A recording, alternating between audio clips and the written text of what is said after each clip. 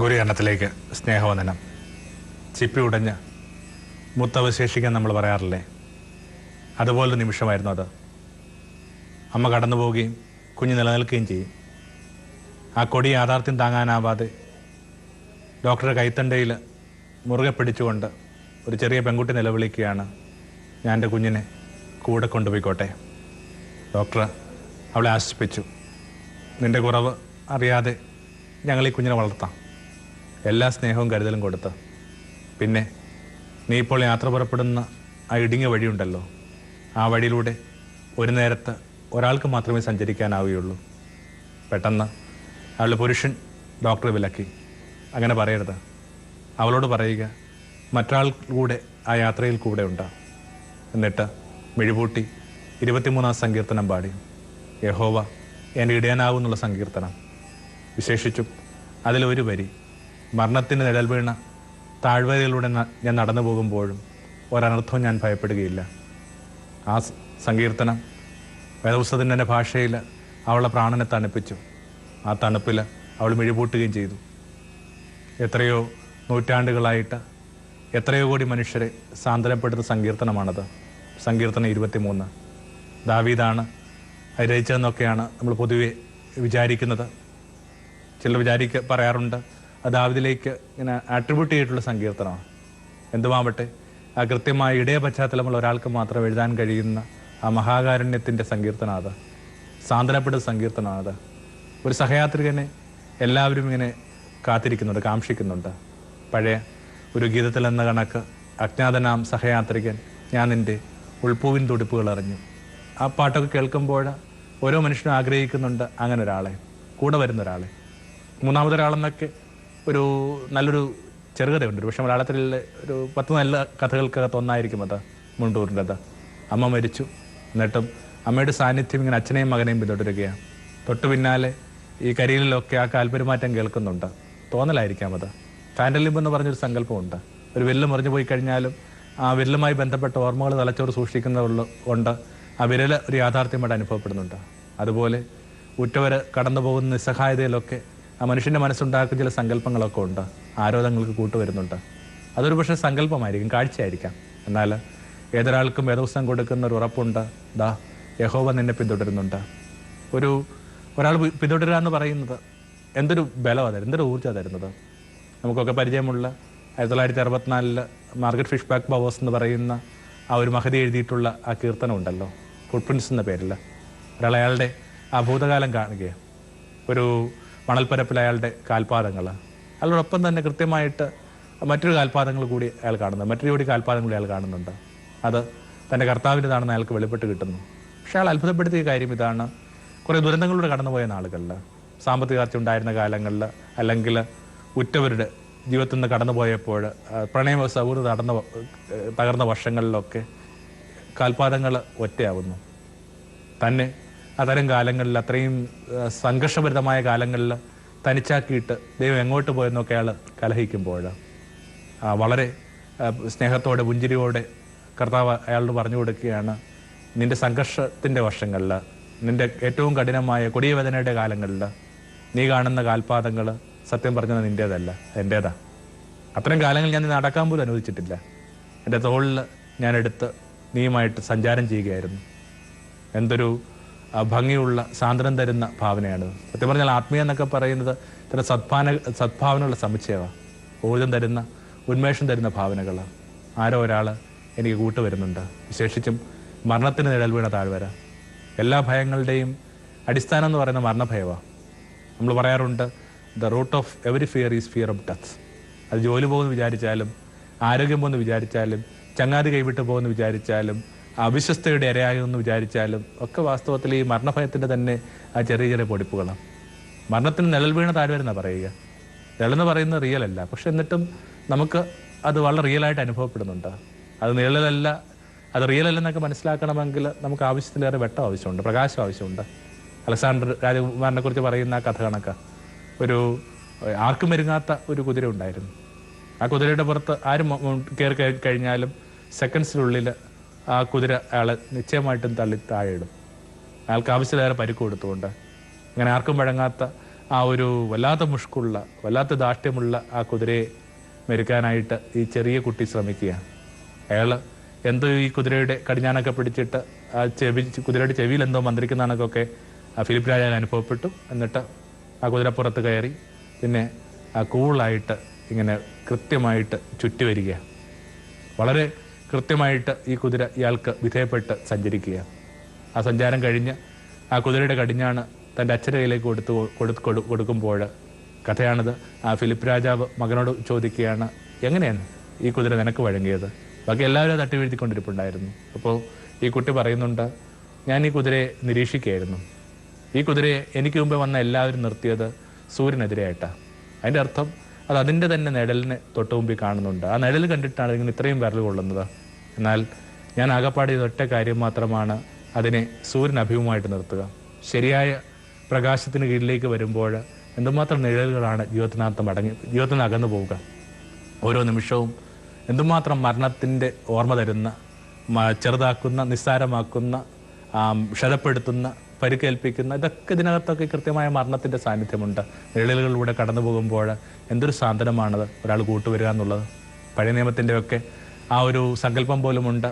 നമുക്കറിയാം, അവർ സഞ്ചരിച്ചുകൊണ്ടിരുന്നപ്പോൾ പകൽ മേഘമായും രാത്രി അഗ്നിയായും കർത്താവ് കൂട്ടുപോയി.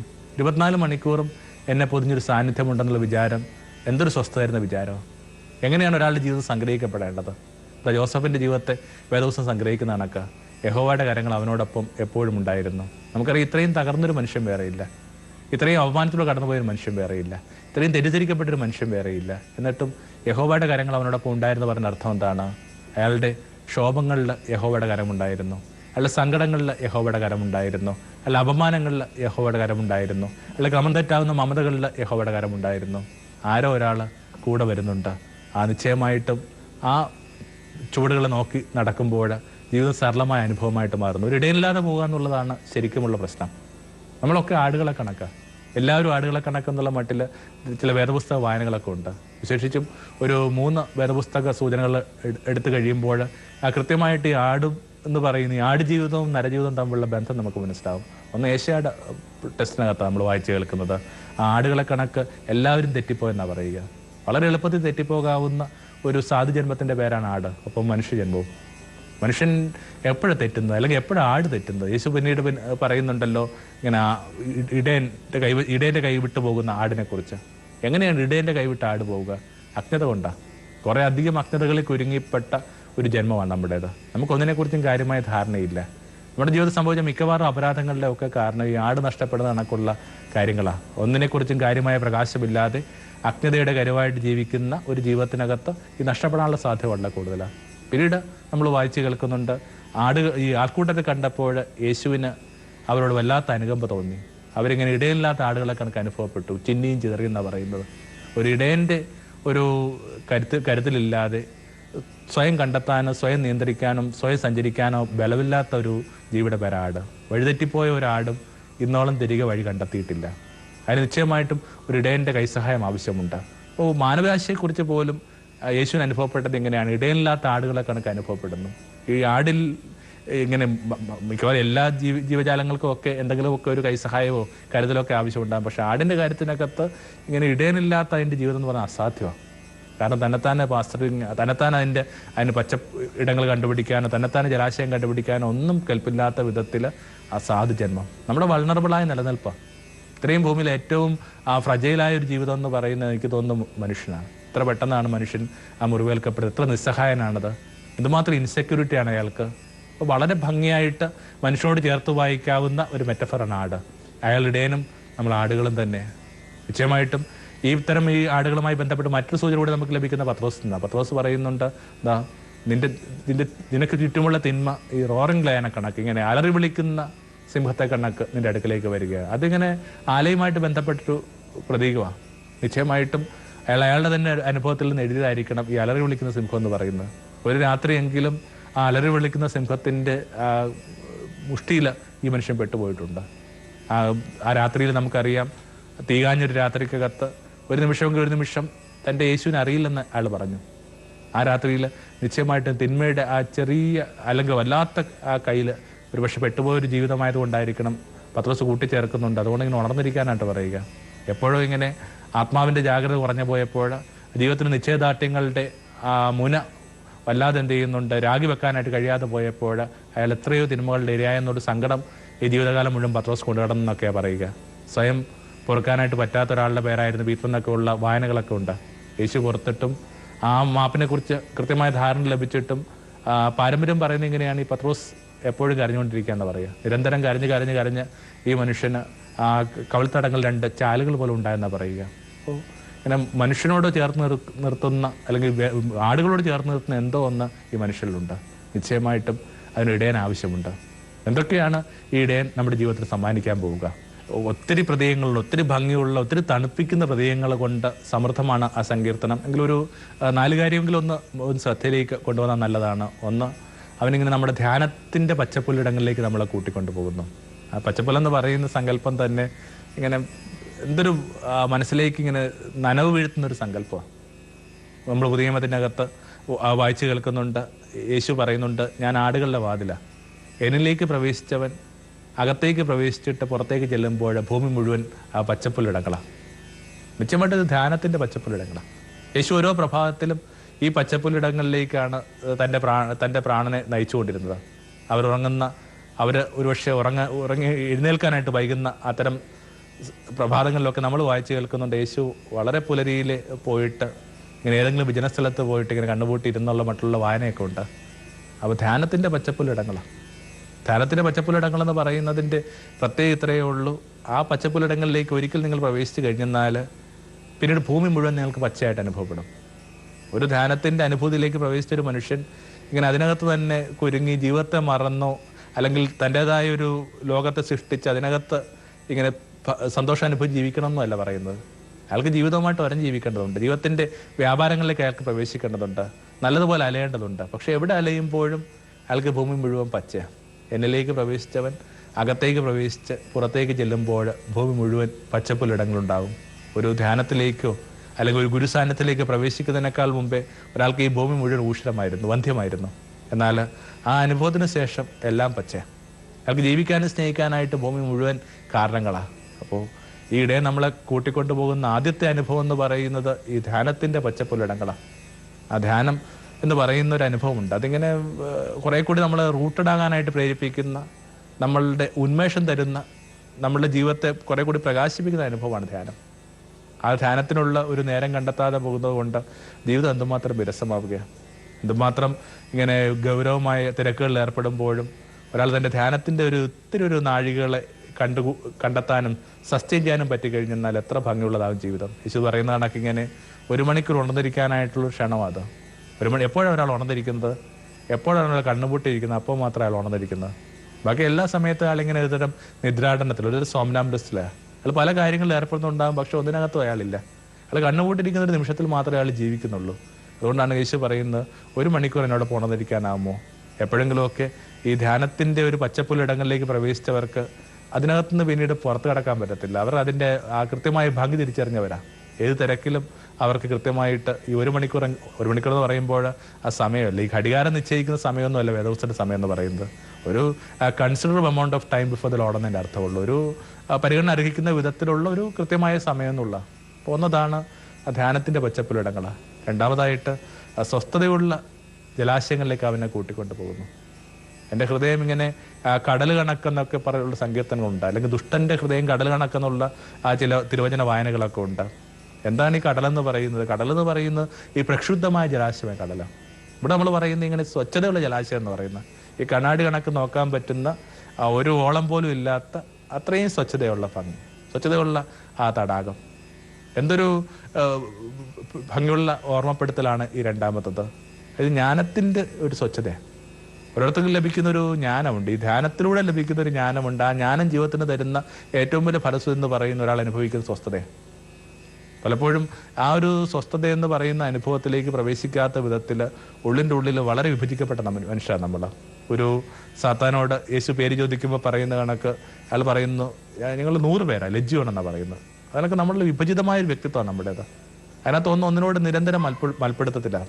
അപ്പോൾ അടിസ്ഥാന സ്വച്ഛത എന്ന് പറയുന്ന ഒരു സംഭവം അത്ര എളുപ്പമൊന്നുമല്ല. അടിസ്ഥാന സ്വച്ഛതയിലേക്കുള്ള ഇടനാഴി എന്ന് പറയുന്നത് ഈ ധ്യാനത്തിൻ്റെയും ജ്ഞാനത്തിൻ്റെ ഇടനാഴിയാണ്. അതിനകത്ത് ഒരാൾ അനുഭവിക്കുന്ന സ്വച്ഛതയുണ്ട്. അതിങ്ങനെ വല്ലാതെ കൊതിപ്പിക്കുന്നതാണ്. ഒരുപക്ഷെ അത്രയും ഒരു സ്വച്ഛതയിലേക്ക് എത്തിച്ചേരാനായിട്ട് പറ്റുമെന്ന് ഉറപ്പുമില്ലാത്ത ഒരാളാണ് ഞാൻ. പക്ഷെ നമ്മൾ കാക്ഷിക്കുന്നുണ്ട് അത് എന്നെങ്കിലും ഒരിക്കലും ഇങ്ങനെ ആ സ്വച്ഛമായ ജലാശയം കണക്ക് ജീവിതം മാറുക എന്ന് പറയുന്നത്. യേശു എൻ്റെ ജ്ഞാനസ്ഥാന അവസരത്തിൽ യേശുവിന് കിട്ടിയ ഏറ്റവും വലിയ അനുഗ്രഹം അതാ. യേശുവിന് ജ്ഞാനസ്ഥാനത്ത് സംഭവിക്കുന്ന കാര്യം നമുക്കറിയാം. യേശു ഇങ്ങനെ പുഴയിൽ മുങ്ങി വരുമ്പോൾ അമ്പരം രണ്ടായിട്ടിങ്ങനെ പിളർന്നു മാറുകയാണ്, ആകാശം രണ്ടായിട്ടിങ്ങനെ പിളർന്നു മാറുകയാണ്. അതായത് ജ്ഞാനം കൃത്യമായ ദൈവിക ജ്ഞാനത്തിലേക്ക് അവിടുത്തെ മിഴികൾ പ്രകാശിക്കുന്നതാണ് എൻ്റെ അർത്ഥം. അതിൻ്റെ കൂടെ തന്നെ നമ്മൾ വായിച്ചു കേൾക്കുന്നൊരു വാക്കുണ്ട്, ആ പിളർന്ന മാനത്തിൽ നിന്ന് ഒരു അരിപ്രാവ് ഇറങ്ങി വന്നിട്ട് അവൻ്റെ ശിരസിന് മീതെ വരിക. ആ അരിപ്രാവ് ഒരിക്കലും യേശുവിനെ വിട്ടു പോയിട്ടില്ല. ആ പ്രാവെന്ന് പറയുന്നത് വല്ലാത്ത സമാധാനത്തിൻ്റെ പ്രതീകമാണ്, മനുഷ്യൻ അനുഭവിക്കുന്ന വലിയ ശാന്തിയുടെ പ്രതീകം. നമ്മുടെ വർത്തമാന കാലത്തിൽ പോലും പ്രാവെന്ന് പറയുന്ന ശാന്തിയുടെ പ്രതീകമാണ്. അപ്പോൾ ആ ഒരു കൃത്യമായിട്ട് ആ ജ്ഞാനത്തിൻ്റെ ആ ഒരു വലിയ അനുഭവത്തിന് ശേഷം ഒരു അരിപ്രാവ് യേശുവിനോടൊപ്പം എപ്പോഴും ഉണ്ടായിരുന്നു. പിന്നീട് ഒരിക്കലും ആ യേശുവിന് ഈ ഭൗതികമായ കാര്യങ്ങൾക്കകത്ത് യേശു ഒരിക്കലും ആ സ്വസ്ഥതകൾ അനുഭവിച്ചിട്ടില്ല. വിശുദ്ധ നഗരത്തെക്കുറിച്ച് വെളിപാടിന്റെ പുസ്തകത്തിനകത്ത് പറയുന്നൊരു വാക്കിങ്ങനെയാണ്, വിശുദ്ധ നഗരിയിൽ ഇങ്ങനെ ഈ കടലിൽ എന്നാണ് പറയുന്നത്, ജലാശയങ്ങളുണ്ട്. ആ പുഴകളെ കുറിച്ചൊക്കെയുള്ള സൂചനയുണ്ട്. ഈ ഭൂമിയിലുള്ള എല്ലാത്തിൻ്റെയും എന്ത് ചെയ്യുന്നുണ്ട്, ആവർത്തനം ആ സ്വർഗീയ ജെറുസലേമിലുണ്ടെന്നാണ് പറയുന്നത്. പക്ഷെ കടലില്ല. പിന്നെ ഒരു കാര്യം ഉള്ളത്, പള്ളിയില്ലെന്നാണ് പറയുന്നത്. കാരണം ക്രിസ്തു തന്നെ, ഈ ദൈവം തന്നെ അവരുടെ പ്രഭയായിട്ട് നിൽക്കുമ്പോൾ അവരോടൊപ്പം സഞ്ചരിക്കുമ്പോൾ പിന്നെ ആ പള്ളി അനിവാര്യമല്ല. പള്ളി ദൈവത്തിൻ്റെ ഓർമ്മപ്പെടുത്തല. ദൈവം തന്നെ എല്ലായിടും നിറഞ്ഞിരിക്കുന്ന ഇടവെന്നില്ല, പള്ളിയില്ല. പിന്നെ പറയുന്നൊരു സംഭവം ഈ കടലെന്ന് പറയുന്നത്. കാരണം ഈ പ്രക്ഷുബ്ധമായ ജലാശയമാണ് കടൽ. അവിടുന്ന് ഇല്ലാതെ വരുമ്പോഴാണ് ഈ ചുറ്റിനും ഈ തിരയിളക്കങ്ങളൊക്കെ സംഭവിക്കുന്നത്.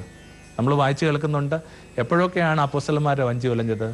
അപ്പോഴൊക്കെ ഒരു കാര്യം വളരെ ശ്രദ്ധിച്ചാൽ നമുക്ക് മനസ്സിലാകും, ഒരിക്കലും യേശു അവരോടൊപ്പം ഇല്ല. യേശു ഇല്ലാതെ അവർ യാത്ര ചെയ്യുക. രണ്ടാമത് നമ്മൾ വായിച്ചു കേൾക്കുന്നത് ഇങ്ങനെ യേശു ഉണ്ട്, പക്ഷെ യേശു മയക്കത്തില്ല.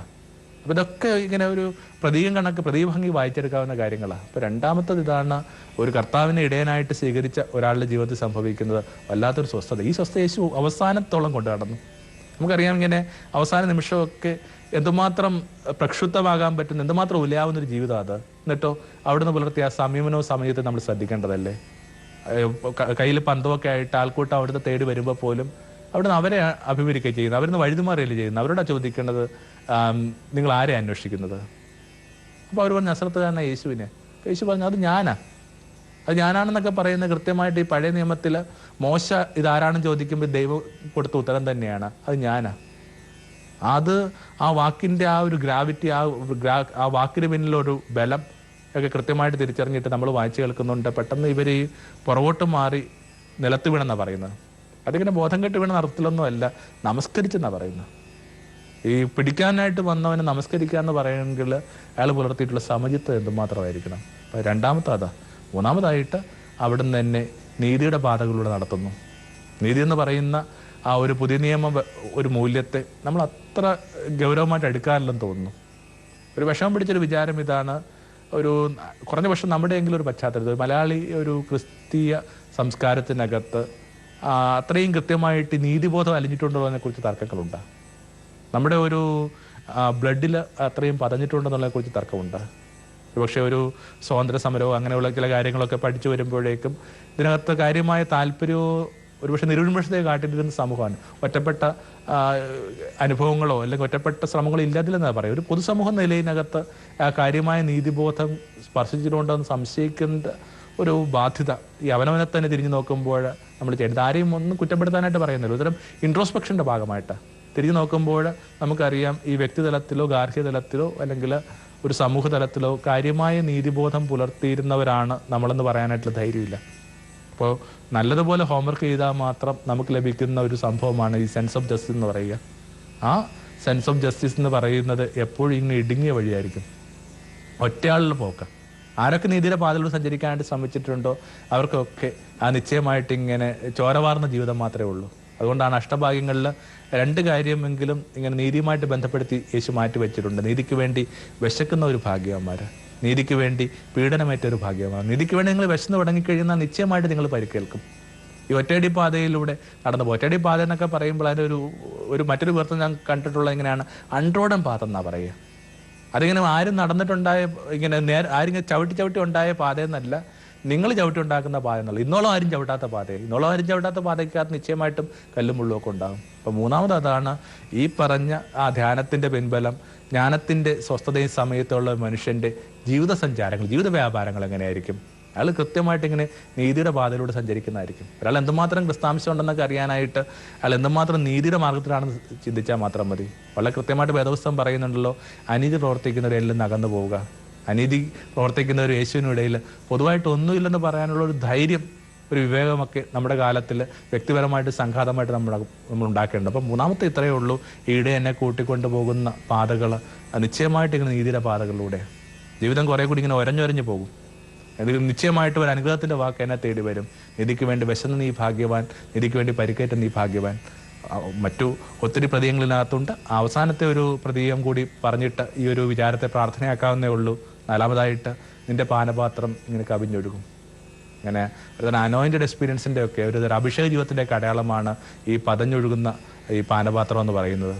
ജീവിതത്തിന്റെ മുമ്പിൽ അങ്ങനെ ഒരു സാധ്യതയുണ്ട്, കുറെ കൂടി അനോയിന്റഡ് ആയൊരു ജീവിതം. അനോയിന്റഡ് എന്നൊക്കെ പറയുമ്പോൾ ഇങ്ങനെ വലിയ അഭൗമികമായ ചില അനുഭവങ്ങളുമായിട്ട് മാത്രം ബന്ധപ്പെടുത്തിയാണ് നമ്മൾ അതിനെ പലപ്പോഴും വായിച്ചെടുക്കാറുള്ളത്. ഏതൊരു കാര്യത്തിനകത്തും ഒരു അനോയിന്റിങ് വരാം. വെറുതെ ഒരാൾ വേറെ ആളെ കൈപിടിച്ച് കുലുക്കുമ്പോൾ പോലും അത് ഇത്തിരി കൂടി ഒന്ന് സ്നേഹപൂർവ്വം ധ്യാനപൂർവ്വം ചെയ്ത് നോക്ക്. എത്ര പെട്ടെന്നാണ് ഈ കൈപിടിക്കുന്ന അനുഭവം ഭംഗിയുള്ളതായിട്ട് മാറുക. എന്തിനകത്തും ഒരു അനോയിന്റിങ് സംഭവിക്കേണ്ടതുണ്ട്. ഈ ഒരു ഇടയനെ സ്വീകരിച്ചവരുടെ ജീവിതത്തിനകത്ത് വല്ലാത്തൊരു അനോയിന്റ് ഉണ്ട്. വിശേഷം നമുക്കറിയാം, പുതിയ നിയമത്തിനകത്ത് ഈ വീഞ്ഞെന്നൊക്കെ പറയുന്നത് ഇങ്ങനെ പരിശുദ്ധാത്മാവുമായി ബന്ധപ്പെട്ട പ്രതീകമാണ്. പെന്തക്കോസ്താ ദിവസം ആൾക്കൂട്ടം പറയുന്നുണ്ട് ഇവർ വീഞ്ഞ് കുടിച്ചവരെ കണക്ക്. യേശു തന്നെ പറയുന്നുണ്ട്, ഞാൻ തരാൻ പോകുന്ന പുതുവീഞ്ഞ് സ്വീകരിക്കാനായിട്ട് പറ്റിയ തോൽക്കൂട് എവിടെ നിന്ന് അന്വേഷിക്കാറുണ്ട്. അപ്പോൾ യേശു ഭൂമിക്ക് കൈമാറിയ ആ പുതുവീഞ്ഞിന്റെ ഒത്തിരി അർത്ഥങ്ങളിലൊന്ന് ഇങ്ങനെ അരൂപിയിലുള്ള ജീവിതം എന്നുള്ള എന്തിനകത്തും കുറെ കൂടി ആത്മാവുണ്ടാവും. നിശ്ചയമായിട്ടും പലപ്പോഴും പലതിനകത്തുനിന്നും ആത്മാവ് ഇങ്ങനെ ചോർന്നു പോകുന്നതാണ് നമ്മുടെ സങ്കടം. ഒരു ധ്യാനാശ്രമത്തിലാണ് ഞാൻ. അവിടെ ഇങ്ങനെ റിട്രീറ്റ് വന്ന ഒരു വലിയച്ഛനാണ്. ഇതിനിങ്ങനെ പല്ലുവേദനയുണ്ട്. അപ്പം അതിന് തൊട്ടടുത്തുള്ളൊരു അതിൻ്റെ തന്നെ ഒരു സ്പെഷ്യാലിറ്റി ഹോസ്പിറ്റലുണ്ട്. അവിടെ കൊണ്ടുപോയി കാണിക്കാമെന്ന് പറഞ്ഞപ്പോൾ അദ്ദേഹം പറഞ്ഞു, ഇത് ധ്യാനം കഴിഞ്ഞോട്ടെ, എൻ്റെ ആശ്രമത്തിനടുത്തായിട്ടൊരു ചെറിയൊരു ക്ലിനിക്കുണ്ട്, BDS കഴിഞ്ഞ് വന്നൊരു മകനിട്ടിരിക്കുന്നൊരു ക്ലിനിക്ക്, ഞാൻ അവിടെ പോയി അവനെ പല്ല് കാണിക്കാം. അപ്പോൾ സ്വാഭാവികമായിട്ട് ഞാനൊന്ന് ചോദിച്ചു, എന്തിനാ അത്രയും കാത്തിരിക്കണത്? ഇവിടെ പല്ലിപ്പോൾ എവിടെ കാണിച്ചാൽ എന്താ? പെട്ടെന്ന് അദ്ദേഹം വളരെ ഗൗരവത്തിലായി. അദ്ദേഹം പറഞ്ഞു, അങ്ങനെ പറയരുത്, അവിടെ ആ പല്ല് നോക്കുന്ന ചെറുപ്പക്കാരന് ഒരു ആത്മാവുണ്ട്. എന്താണ് ഈ ആത്മാവ്? കാലാകാലങ്ങളായിട്ട് ഇളകിയ പല്ലിനും കയ്യിലെ ചവണയ്ക്കുമിടയിൽ നടന്നുകൊണ്ടിരിക്കുന്ന ഒരു കാര്യത്തിനിടയിൽ എപ്പോഴും ആത്മാവുന്നത്? ചെയ്തുകൊണ്ടിരിക്കുന്ന കാര്യങ്ങൾക്കിടയിലൊക്കെ ആത്മാവുണ്ടെന്ന് ഉറപ്പിച്ചു തരികയാണ് ഈ ഇടയൻ നമ്മുടെ ജീവിതത്തിൽ ചെയ്യുന്ന ഏറ്റവും വലിയ ധർമ്മം. നന്മയും കരുണയും എന്നെ പിന്തുടരുമെന്ന് പറഞ്ഞാണ് ഈ സങ്കീർത്തനം അവസാനിക്കുക. ഈ പുറം കാക്കാനായിട്ട് രണ്ടുപേരുണ്ട്. യുദ്ധത്തിലൊക്കെ ഈ മുൻപ് കാക്കുന്നതിനേക്കാൾ പ്രധാനമാണ് ഈ പുറം കാക്കുക എന്ന് പറയുക. തിരിഞ്ഞു നോക്കുമ്പോൾ, അല്ലെങ്കിൽ എൻ്റെ പിന്നിൽ ഞാൻ അവശേഷിപ്പിക്കുന്ന എപ്പോഴും നന്മയും കരുണയൊക്കെ. എന്തൊരു ഭംഗിയുള്ള വരികളാണത്. നന്മയും കരുണയും എന്നെ പിന്തുടരും. രണ്ട് ഇങ്ങനെ വേട്ടനായ്ക്കൾ ഈ നമ്മുടെ പിന്നാലെ വരുന്ന കണക്കാണ്. ഇടയൻ അങ്ങനെ ഒരു രീതി കൂടി കൊണ്ടുപോകണം. കാരണം ഇടയൻ മുമ്പോട്ട് നോക്കി നടക്കുന്നത്, ആട്ടുംപറ്റം പുറകെ.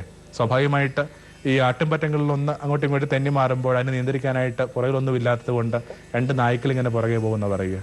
ആ ഒരു സങ്കല്പത്തിൽ നിന്നാണ് Francis Thompson Hound of Heaven എന്ന് പറഞ്ഞ കവിത പോലും എഴുതുന്നത്. അപ്പോൾ എൻ്റെ പിന്നാലെ വരുന്ന രണ്ട് വേട്ടനായ്ക്കളുണ്ട്, നന്മയും കരുണയും, മുൻപിലിടയൻ.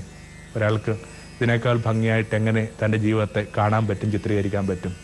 ഒരുപക്ഷെ സങ്കീർത്തനം എന്നൊക്കെ പറയുന്നത് സങ്കീർത്തനം മാത്രമല്ല, സംഗീതത്തിൻ്റെ പശ്ചാത്തലത്തിലുണ്ടായ പ്രാർത്ഥന നമുക്കറിയാം. സംഗീതം കണക്ക് മനുഷ്യരെ തണുപ്പിക്കുന്ന ഒന്നുമില്ല. പക്ഷേ ആ സങ്കീർത്തനങ്ങളുടെ സങ്കീർത്തനം വിശേഷിപ്പിക്കപ്പെടേണ്ടതാണ് സങ്കീർത്തനം 23. അത് പ്രാണനെ തണുപ്പിച്ചത് കണക്ക് അധിക സങ്കീർത്തനങ്ങളൊന്നും അധികം ഗീതങ്ങളൊന്നും ഭൂമിയെ തണുപ്പിച്ചിട്ടില്ല.